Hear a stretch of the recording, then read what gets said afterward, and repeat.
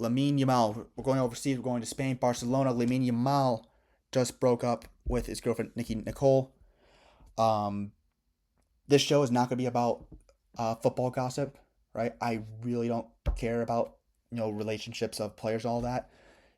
This one, however, is interesting in that this has a lot of lessons to be learned for any youth player. All right, Lamine Yamal, top player, right? Right, massive inspiration. Um, but as a lot of Barcelona fans know, there's a lot of headaches and problems with Lamine Yamal, especially with his relationship, with his life outside of football. And again, for youth players, there's a lot of lessons to be learned here. So, for context, Lamine Yamal, one of the brightest young stars, FC Barcelona, everyone knows that, right? Um, yeah, there's been a lot of he's been in a lot of headlines. In football news, like I said, massive breakup. Before that, he um was a complete ghost in the last El Clasico. All right, talked a big game, got absolutely humbled in El Clasico. And fair play to the Real Madrid players and their team, because they definitely outperformed Barcelona that day. So, but what does this mean for you and I? All right, what can we learn from this? Because we're seeing a trend, especially with the next with these new generations of players, with the next generation of players, we're seeing a lot more ego, right? And I know this because I played, with during my time in playing for youth club, playing overseas, in an international academy. I've seen it.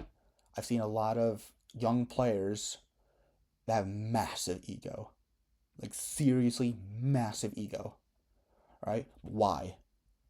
Right? How I see it is because they're looking at the wrong players, and the players they're looking at, they're taking the wrong lessons. They're learning the wrong things. For example, one of the biggest stars amongst youth players is Vinicius Jr. A lot of youth players love Vinicius Jr. The problem with that though is the play style of Vinicius isn't it at times can be a bit more flashy um than it is a disciplined sort of play style. I think that kind of goes against the ideas and principles for developing youth, which needs to be higher emphasis on discipline and fundamentals over the flash. I mean, that's one, again, back to US soccer. One of the reasons why we've struggled for so long is we've had a higher emphasis on physicality and 1v1 battles, not actual technical strategic play, right? So a lot of players looking at Neymar, Vinicius Jr., now Lamine Yamal, um, and they want to be flashy like them, right? They want the lifestyle, they want all the tricks, but we underemphasize the importance of discipline, professionalism, and foundational play, right? So take Lamine Yamal, right? We look at his lifestyle, right? A lot of flash, yeah, the birthday party. Personally, I don't care, about the private lives of players. What I do care about though is how the imprint that the decisions of these professional players have on our youth and helping our youth out so they don't take the bad habits of these players, but they take the good. And I think with players like and with youth players that are fans of, Neymar, of Vinicius Jr., of Lamine Yamal, is they they're attracted to the flashiness and the spectacle of these players, and because of that, they ignore a lot of the discipline and fundamentals that a lot of these players have, and just in general. Um, I think players need to stop watching so much of Vinicius Jr. and they need to start watching more De Bruyne or Rodri, right? Players that whose play styles are built on the foundations of the game. Um, yeah, players that are built on the foundations of the play. The reason why is because for a lot of youth players, especially in America, who are coming up underdeveloped, their focus needs to be on the foundations, right? Who cares about trying to rainbow flick and doing all these crazy, spectacles when you can't even make a consistently precise ball pass, right? Where you can't shoot the ball on target 10 out of 10 times, right? Right? That's why I love players, like for youth players, that's why I always preach study players like De Bruyne, Rodri, Joshua Kimmich, Mueller, because these are players whose play styles are built on foundations, which is where our youth players need to be focused on, right? Foundation, all right? Once they built the foundation, then you can go and bring the flash, bring the spectacle. I'm not trying to uh, say that, oh, flash and dribbling and spectacle is bad. No, it's actually great. It makes the sport beautiful, but all that spectacle has to be built on a strong foundation. And the problem with our youth players is they want the spectacle, they don't want the foundation. All right? Which is hurting their own development, right? And I think coaches need to do a better job of going to these players like, you want to play spectacular football. Awesome. All right? But you have to have the foundation. So I think we need to have a higher emphasis on the foundation. So kind of tying it back to this story on Lamine Yamal, right? We learn a lot of lessons on the mental side. Now, this is a very underdeveloped aspect of the game, right? It's the mental side, and I think in a lot of ways, Europe I think is a lot better with it. I think in America it's very much underemphasized and underprioritized. Is the mental side, the professionalism, right? Right? We need to make our players as disciplined as possible, right? They need to be disciplined. They need to be professional, right? Right? The flash needs to be earned. And I think the problem with a lot of these young players is they have a high egos, and they feel entitled, right? This is really going to hurt not only themselves, right, in their development, but this is going to hurt football as a whole. This will hurt their teams. This will hurt their clubs. And just again, in general, if we have a generation of players that are have this sense of entitlement, it's going to make the game very unhealthy. In a lot of ways, it's starting to be that already, right? So when we look at Yamal, when our youth players, so if you're a coach, a director, a parent, or even a teammate, and you have these kids that are looking at Lamine Yamal, that are looking at Vinicius, Neymar, and these are their favorite players, right? So let's take Lamine Yamal for example. Um,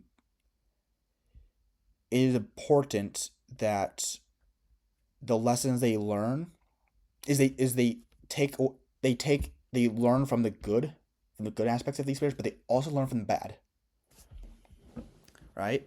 So with Lamine Yamal, professionalism, maturity, right? We saw, and to be fair, it was possibly very much it probably was over dramatized by the news that, oh, Lamine Yamal's this unprofessional player that's just doing whatever he wants and all that. I'm sure he's a lot more professional in reality, but how do these players look at but how do our youth players look at these professionals, right? They don't know them in person. They look them through the news, all right? So in the news, right, on TV, on social media, what do they see? Flash, parties, entitlement, ego, doing whatever they want, all right? And that's a bad image and message for our youth players, right?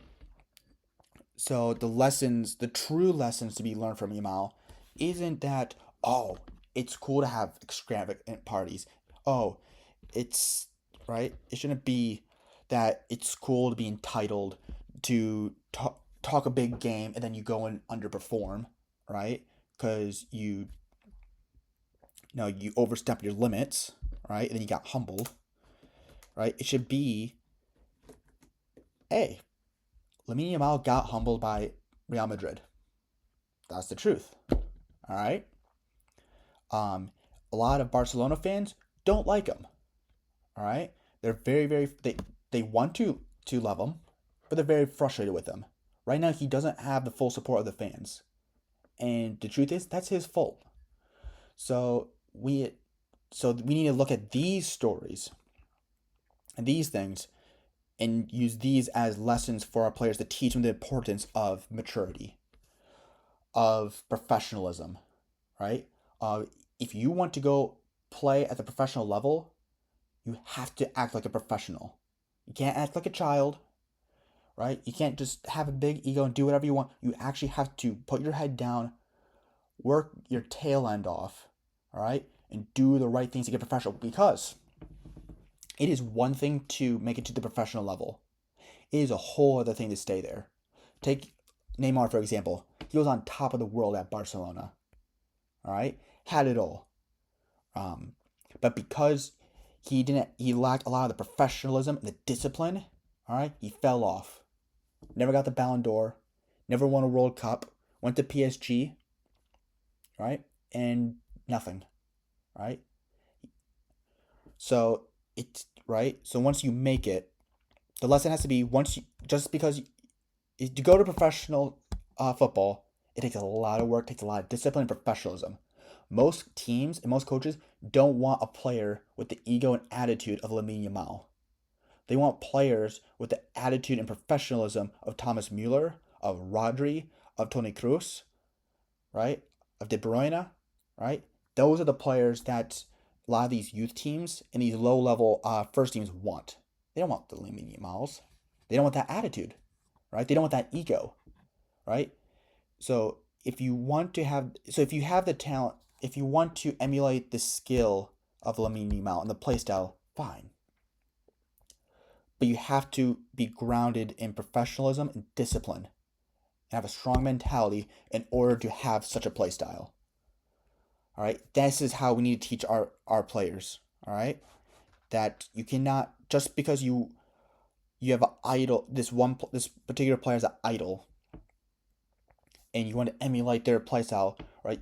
You cannot forget to about the discipline, about the professionalism. That's the foundation, right? And we need to really emphasize with these youth players that the foundation, it's a foundation for a reason. It is so important, all right? It is so important for the success of any player. But the problem is, right, we're starting to see it slowly, is we're starting to see a culture of these players are not being humbled. They're not disciplined, and we're letting their egos run rampant. Um, Players like Lamine Yamal need, right, if they truly want to play at clubs like Barcelona, right, Lamine Yamal needs to be very professional, right? He has to tone down the ego, right? Be humble, be professional, right? Represent the club, right? Right? We need to, for players that are playing in clubs, it's not the idea shouldn't be, oh, it shouldn't be about the self. It should be about the club. So for anyone who's watching this and you're a part of a club, whether you're first team and you're an adult, whether you're a kid playing for a youth academy, be a good representation of your club. If you're being acting immature, goofing around, uh, talking trash, about other teams or all that, you are a bad representative of your club, and eventually, that's going to come back to haunt you, guaranteed. For all of us that play in clubs and on teams, we have to represent our team. And the best way to represent our teams is through professionalism, through discipline, through hard work, all right? By being humble, all right? Right? So, again, to kind of just summarize this story, we need to do a better job globally of disciplining youth players so they don't, right? We cannot let their egos take over, take control. because of that, we'll see a lot of talented players that'll burn out. It will not make it because again, it's one thing to make it to the the top levels, the top flights of the game. It's a whole other thing to stay there. And I feel a lot of these players, they're gonna climb to a high level, but they're gonna crash and burn like Icarus because they don't have the foundations of discipline and professionalism to keep them grounded. And I think that needs to change sooner rather than later. So these players that are disciplined can actually build the foundation. All right. If we want to make football the best it can be, we need players to value the game and treat it with respect. Right. Right. Especially with clubs. Players need to be good representatives of the club. Right. No player is bigger than the club. Right. That's a statement that's been said for as long as I can remember. The history of the game, it's always been said. Since the dawn of time. All right? No player is bigger than the club. Right now, though, we're seeing a lot of players that think they are bigger than the clubs. Right? We see it at the top flight. Right? With certain players like Vinicius, Lamine Yamal. Right? Neymar. And that mentality starting to seep down into our youth levels. We're seeing youth players, right, being selfish, being about themselves and thinking that they're bigger than the club. No, that's not how it works. No player is bigger than the club, and we need to take that message and ingrain it into our youth players, into across all levels, right? No player should ever be bigger than the club, and all players in a properly run club should make sure that their players, right, whether they're in the first team, the B team, or in the academy, that all players that wear their badge are the best representatives possible of that club, right? That needs to be the level of standard we need to have, all right? That, in my opinion, needs to be the standard. Unfortunately, though, we're kind of stepping away from that, and I think we need to definitely turn back towards that level of standard. We saw this. We saw this standard. It was amazing, especially like in the before my time. We saw early 2000s, 90s, 80s. Meant Ferguson's Manchester United was a huge example of that principle that no player is bigger than the club, right? And no wonder, uh, Ferguson's considered one of the best managers of all time, right? And that was the foundational principle to his style of coaching. No players bigger than the club. I think we need to go back to that.